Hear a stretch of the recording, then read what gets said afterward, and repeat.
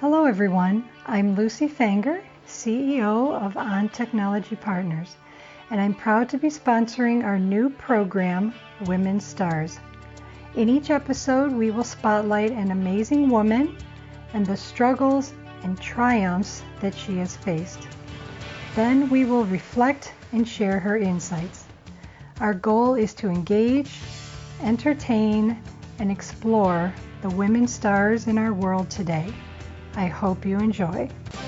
I want to thank you all for listening today. My name is Shanti Harkness, and I'm the Media Manager for On Technology Partners, a woman-owned company addressing cybersecurity and risk. Join us as we share the reflections of women just like you that have survived struggles and embraced triumphs in their lives. Today, we'll be talking with Carmen Verhosek.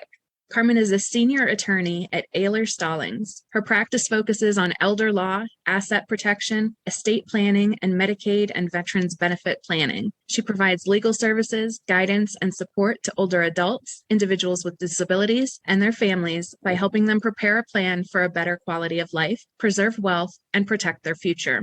Carmen has over 19 years of experience, is a passionate advocate for her clients, and is dedicated to missions that educate, empower, and help build sustainable communities. Her civic service includes serving on the Board of Trustees for the Hispanic Business Center, the Legal Aid Society of Cleveland Pro Bono Committee, and the Board of Kendall at Oberlin. Carmen is a 2019 Leadership Lorain County graduate and was recognized as one of the 100 Latinos Cleveland must know in 2020. In her free time, Carmen enjoys spending time with her family and friends, reading, and anything Cleveland. Carmen, thank you so much for taking the time to speak with me today. Of course, Shanti. Thank you for having me. All right, so let's dive right in. So first question I love to ask all of our guests is, tell us something that others may not know about you or something exciting about yourself. So something that others may not know about me is that English is actually my second language. I grew up in an all Spanish speaking household and really didn't start speaking English until school and became fluent in it in school. Wow. So that's something that most folks that know me don't really know, especially because they don't know my background as much. So yeah, but I learned how to speak English in school. Wow, I never would have guessed. I don't even hear any kind of an accent in your voice. That's usually the reaction that I get when I tell folks that. They're usually like, no way. But yes, absolutely so. Well, that's great. So we know that triumphs don't come without their struggles. So talk to us a little bit about what some of your biggest struggles have been. This can be either professionally or personally. And talk to us a little bit about how you were able to get through that struggle and what kind of an impact it had on your life or career. Sure. So as you said, there's been probably me, like most, or no different than most, have had my fair amount of struggles. But I would say one that resonates with me is early on in my career, I struggled most with the imposter syndrome, right? Self-doubt and just the fear of not living up to certain expectations. And I remember just agonizing over any little thing. Right? Self-sabotage, that inner voice that has a million reasons why things aren't going to work out. So as a result of that, I pushed myself harder, right? And risked a lot of burnout early on in my career. So I really had to learn and deal with how to build up that confidence in my skill set so that imposter syndrome doesn't affect my career, moving forward. But that's definitely one of the things that I really struggled with early on. Wow. And I love that you mentioned that because that is something that has come up in so many of our previous interviews is imposter syndrome. And I love it for the fact that, that's something that I definitely struggled with early on in my career as well. And I thought I was the only one. Correct. It's kind of weirdly comforting that others face the same kind of struggle, right? That you're not alone in this space. Yeah. And you surprised even some of the most successful people will come out and say, yes, I too struggled with imposter syndrome or feeling like, why am I here? I'm not good enough to be at this table, right? So I was surprised and as dealing with this throughout my, like I said, early on in my career and talking to other people and really understanding that this is really not uncommon, right? Right. Yeah. And it's a great thing that we're talking about it and that so many of our previous guests have talked about this because we do think that we're alone in this and we're really not. Like there's and it's not just women. I mean, across the board, like so many people face this, and we think we're alone in facing it, but 9 times out of 10, the person sitting next to us, or, our coworkers or our bosses or management, like they're facing the same thing. 100%. They're having those same thoughts of, oh my gosh, I'm not qualified for this. I don't know what I'm doing. I'm not fit for this position, or, everybody's going to find out that I don't know what I'm doing. Sure. But you really do know, you are Absolutely. qualified. You know, you've trained for this. You have the experience, and it's just our restless minds that cause us to believe that we're less than and that we're not good enough. And just to hear other people talk about it, I think is so helpful, because it reminds us that we're not the only ones going through this. You're exactly right. So did you have any tips or tricks or methods that you used to help you get through any of those challenging times that you were facing? I did, actually. So it's really, I found that it was really about rewriting that script, right? Just being cognizant of how you speak to yourself.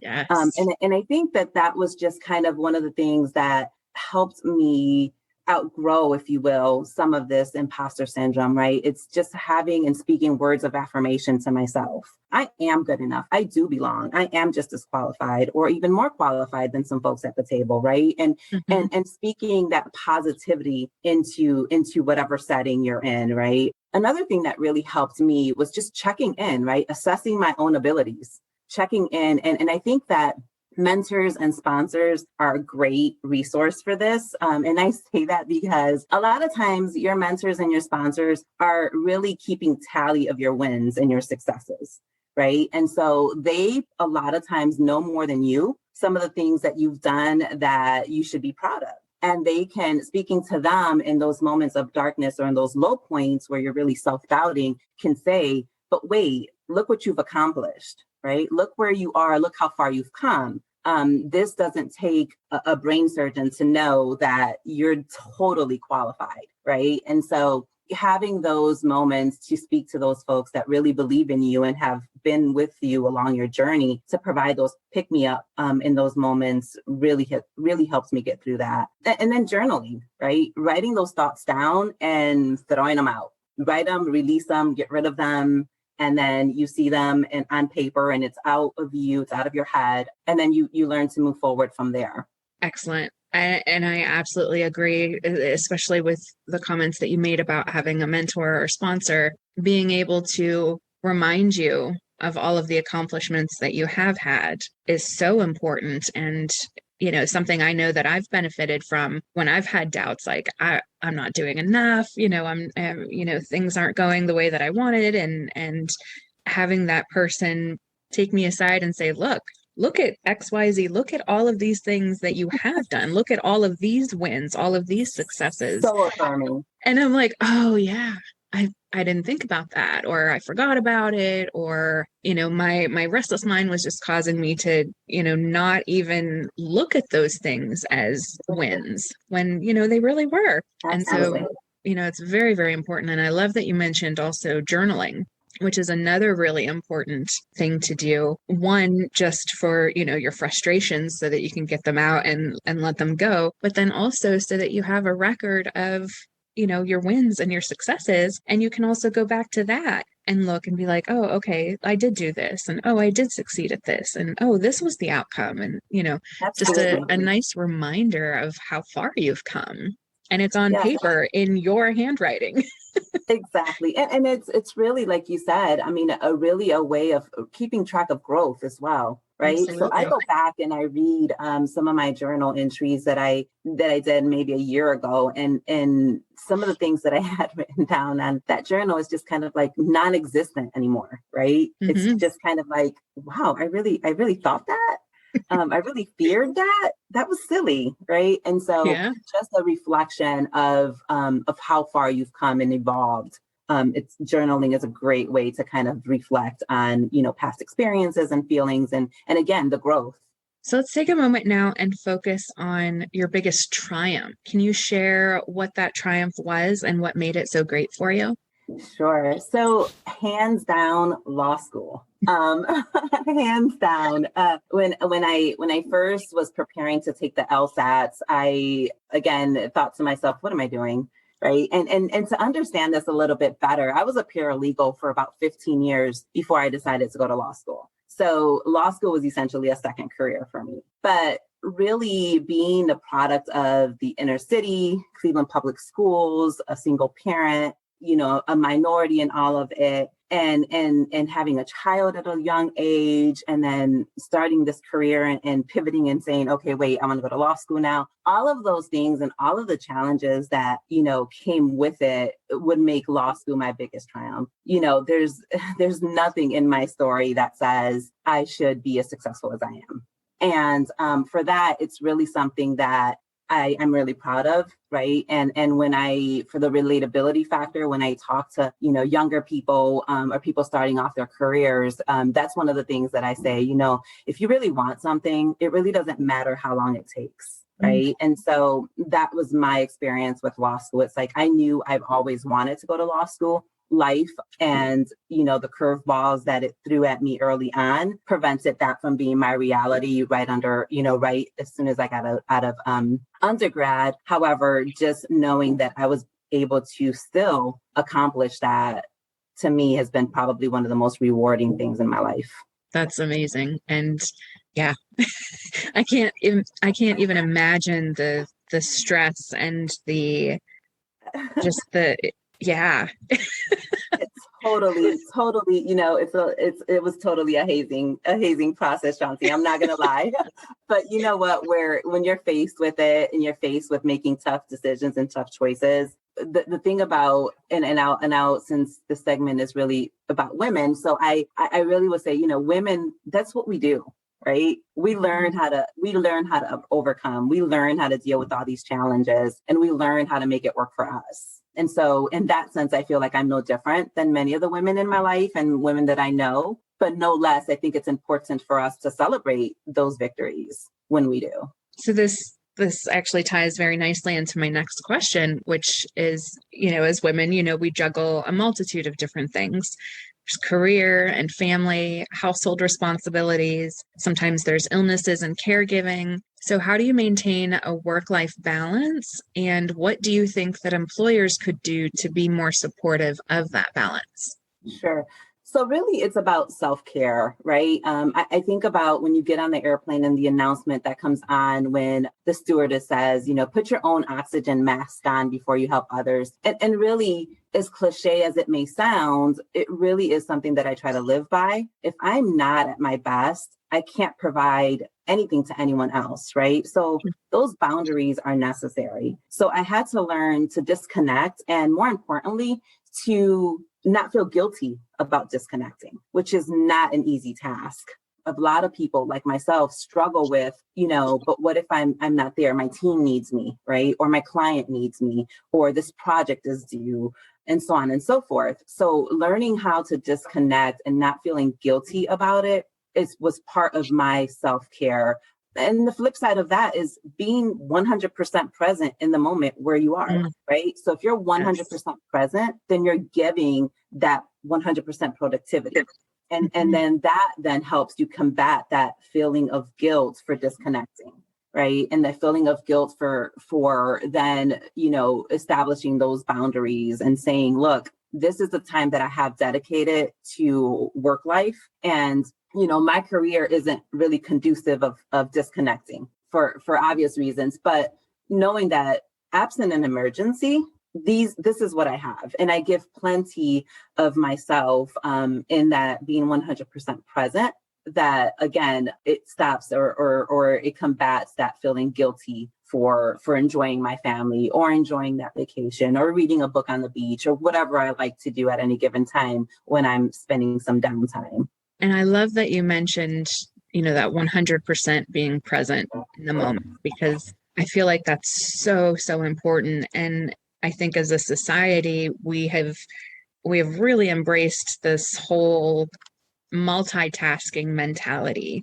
And there's so many studies that have been done that show that you actually are less productive and are prone to more mistakes when you try to multitask than if you just focus on one task at a time and are just focused on that. And, that goes to being 100% present, like 100% present on this task in front of me, not worried about, these 100 other things that are going on simultaneously. You're able to be more focused and more aware, and you're able to pay more attention to the details and make fewer mistakes, so that, in the long run, it takes you less time to perform those tasks than if you tried to multitask, and helps you to have joy in the present moment rather than worrying about the past or worrying about the future, just focusing on what you're taking care of right now. And so I just absolutely love that you said that, because I think that's something that's so important that we collectively need to get back to. Yes, and it's a skill set. I mean, it's a skill set within itself, right? Absolutely. Learning how to be 100% present in the moment doesn't come easy, especially with all of these other distractions, right? We have our cell phones, we have social media, we have, if you're in an office setting, maybe coworkers, the next project, the next email. So learning how to be present, 100% present in the moment is a skill set within itself. So I try to work really hard at that and saying, look, this is what I'm going to do. This is what I'm going to work on, and minimizing those interruptions so that I can be, 100% in the present. That's fantastic. I'm so glad you brought that up. So Carmen, how would you define success for yourself? And do you have any tips or habits that you've used to help you be successful or to feel successful? Sure. So people ask me this question. I always tend to spend some time really thinking about really what does being successful mean to me. It's not an easy question to answer for me. I would say that generally speaking, just being happy and feeling fulfilled, right? I'm a very purpose and passion driven person. So if I feel happy, then I know that I'm living out what I'm passionate about, right? I'm doing and I'm feeling purposeful. And so that to me measures some success, which may be a little bit different than academics, right? Doesn't necessarily mean that, I have the degrees are what's making me feel successful, or, my stature with the firm, or those types of things. It's really an inner feeling of just happiness and fulfillment. One of the other things that I've noticed as I've evolved and grown in my career, feeling successful also is when women I respect, or people that I respect in general, consider leaders and trailblazers and mentors, seek my opinion, right? When they seek to know, what do you feel about X, Y, and Z? What's your viewpoint? Or reach out for opportunities to collaborate. And especially because, again, these are people that I respect and look up to in a lot of sense, and turn to because of that respect. And so when they're seeking me out, it gives me that feeling like I'm doing okay, right? Like they want to hear from me. My opinion matters. And so they respect me as equally as I respect them, because they want to know and they want some input from me, right? And so those are kind of the two of the ways that I feel that I've succeeded or I'm successful at something. And again, I think it's very different than in an academic standpoint, right? I can say, these degrees matter. But for me, it's more of that inner feeling of purpose and being happy because I know that I've kind of met and done things that I'm passionate about. Great. Thank you so much for sharing that. And it's great because we're starting to promote some of our past episodes as well. And so I'm going back and I'm listening to some of these interviews again, and it's so wonderful. And I don't think we've had a single woman say that success was, their achievements, that, That's awesome. Achieving this degree or this level of income or this status. I don't believe any of them have ever said that. It's always been, something, like happiness or helping others and, having those great relationships and, like you said, that mutual respect. And it's refreshing. Absolutely. to hear so many women saying that, that's not how I measure success. How I measure success is, am I happy at the end of the day? Are my kids happy? Do I have great relationships? And did I have an impact on somebody else's life for the better? And it's so Absolutely. wonderful. Absolutely. And sometimes it's like day by day, right? When it's not lost on me that sometimes when I walk out of a meeting with a client that I thought was going to be complicated, or that, it's something that's going to impact this client for years to come, and being able to solve that problem or come with a strategy that's going to assist this client deal with whatever issue that they're facing. Even within that, right? Like you said, helping that client, through some of the most devastating times of their lives, is success, right? That feeling, that joy that overcomes you when you do stuff like that. Yeah. So wonderful. So Carmen, take a moment now and reflect on something that you wish you would have known sooner in life and share that with us. So I think that for me, I would say that the one thing that I wish I would have known sooner in life is that being vulnerable is okay. And vulnerability and weakness are not synonymous. I think that it's difficult, and owning our stories can be hard at times. Our journeys are very different depending on the person, and being vulnerable is risky. But the true strength and leadership, I think, comes from moments when we're the most vulnerable, when we open up. And that's where kind of trust starts to begin and relationships start to form. And so I wish I would have known early on that it was okay to let someone in and let them know my true self and my story and what I've gone through, and being vulnerable despite what it would have, the risk at hand, because that's when I really started building some solid relationships. And relationships that, have helped me during my career, that now I turn to those folks that know me best, because I shared and opened up and was so vulnerable, that I can say, hey, you know me, you know what I've gone through, you know my story. How am I overthinking this, right? How should I deal with this thing that came up in my life? Or do you think I approached this the right way? But it isn't until you open up to folks and let them know your true self that can really happen. And so I wish I would have known that, again, being vulnerable is okay. And I love how you said at the start of your response how vulnerability does not mean weakness. And I think that's something that's so important for all of us to remember, is that they're not the same, and that in vulnerability, there's a strength there. Absolutely. Because it takes strength.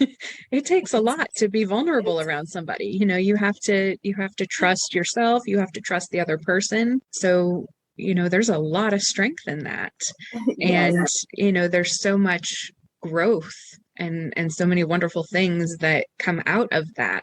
Yes. And the risk of, how the other person is going to receive it, and how you're going to be viewed afterward, and knowing to be okay with, look, it may not have been the best choice, or, it may be hard for them to understand, but this is my story, right? And being okay with that, which is not easy at all. Right. Feeling judged is never easy, right? No one wants to be judged, right. Which is why we tend to hide and not be vulnerable. Right. But again, I think that strength and that leadership that really starts to formulate from those moments where we've let ourselves kind of open up to others. Definitely. So Carmen, what advice would you give to young women that are just beginning their careers, or even women that are thinking about changing careers? Gosh, I would say the best advice that I would have is just be their authentic self, right? Just embrace who you are, embrace your story. It's so much easier to be true to who you are than it is to carry on a facade that leaves you editing who you really are and real aspects of your life and yourself, right? I think that being my authentic self has helped build my career in ways that I couldn't even explain to most people. That relatability factor, and we talked in the beginning about, saying how many times we've said during this interview, you're not alone, right? It's refreshing to know you're not alone. And so many people can, hear my story or hear anyone's story and say, wow, she's gone through X, Y, and Z, and this is who she is, and she's still successful. And so I think that embracing that, what you bring to the table and being okay with it, I think that's the advice that I would give, younger people coming in, or even changing careers. When you're in a learned profession, there's always going to be moments where you're thinking, should I let them see this part of me? Right. And I'm not saying by no means to be crass or to be, distasteful.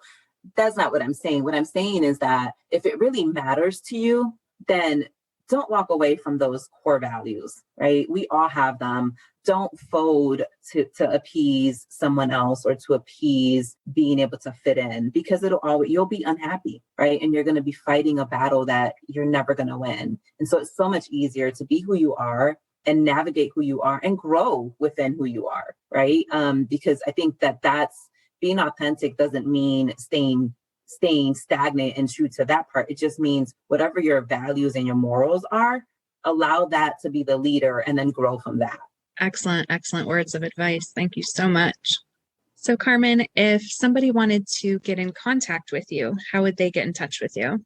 So again, an attorney at Ehlers Stallings. My phone number here is 440-249-0858. I am also on LinkedIn. If you Google my name, you probably will find a whole bunch of different things or ways to connect with me, and that's fine there too. My email address, I'll give my work email address. It's Carmen, Verhosek, Verhosek at ehlersstallings.com. Excellent. Thank you so much. Carmen, it has been an absolute joy speaking with you. Thank you again so much for taking the time for this interview. Thank you for having me, Shanti. It's it's always great to hear and share stories with folks. And I welcome the opportunity that you've offered to share my story and the platform that you've afforded me to share my story. And hopefully it can uplift someone else who's listening. Thank you so much. You're welcome. On Technology Partners wants to thank you for joining us on this episode of Women STaRs. If you'd like to appear in a future podcast episode, or if you'd like to nominate a woman to be interviewed for Women STaRs, please email stars@ontechpartners.com. My name is Shanti Harkness. Until next time, have a great day. Thank you for joining us on today's journey. Remember, you are all women stars. If you wish to learn more about our Women STaRs program or want to be a guest on our show, contact us at stars@ontechpartners.com. And thank you to On Technology Partners for helping me make this program a reality. Remember, we at On Technology Partners want to help you protect your team from hackers. To learn more about our cybersecurity services, go to ontechnologypartners.com.